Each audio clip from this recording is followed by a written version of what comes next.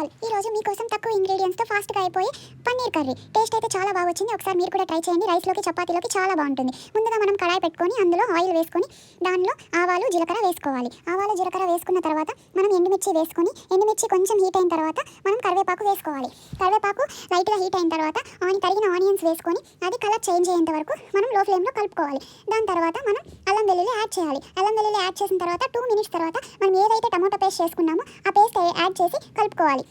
Paste add చేసిన తర్వాత లిటిల్గా పసుపు వేసుకొని అందులో తగినంత ఉప్పు కారం వేసుకొని హీట్ చేసుకోవాలి. బాగా కలుపుకోవాలి. మొత్తం కలుపుకున్న తర్వాత మనం ఏదైతే టమాటా కట్ చేసుకున్నామో ఆ టమాటాను కూడా యాడ్ చేసుకొని ఒక 2 minutes లో ఫ్లేమ్లో పెట్టుకొని క్లోజ్ చేసుకొని ఉడికించుకోవాలి. దాని తర్వాత మనం ఆనియన్స్ కట్ చేసుకున్న ఆనియన్స్ వేసుకొని ఆనియన్స్ని కూడా లో ఫ్లేమ్లో కలుపుకొని మీకు సరిపడా వాటర్ వేసుకొని దాంట్లో యాడ్ చేసుకోవాలి. వాటర్ యాడ్ చేసుకున్న తర్వాత బాగా కుక్ అయిన తర్వాత మనం పన్నీర్ పీసెస్ని యాడ్ చేయాలి. పన్నీర్ పీసెస్ యాడ్ చేసిన తర్వాత మంచిగా కలుపుకొని మంచిగా టెక్స్చర్ అంతా వచ్చిన తర్వాత మనం కొరియాండర్ పౌడర్ వేసుకొని లైట్గా కొంచెం గరం మసాలా యాడ్ చేయాలి. మొత్తం ఒక్కసారిగా కలుపుకొని లాస్ట్లో మనం కొత్తిమీర యాడ్ చేసుకోవాలి. అంతే, చాలా టేస్టీగా యమ్మీగా ఉండే పన్నీర్ కర్రీ మీకోసం రెడీ అయిపోయింది. టేస్ట్ చేయండి, చాలా చాలా బాగా వచ్చింది.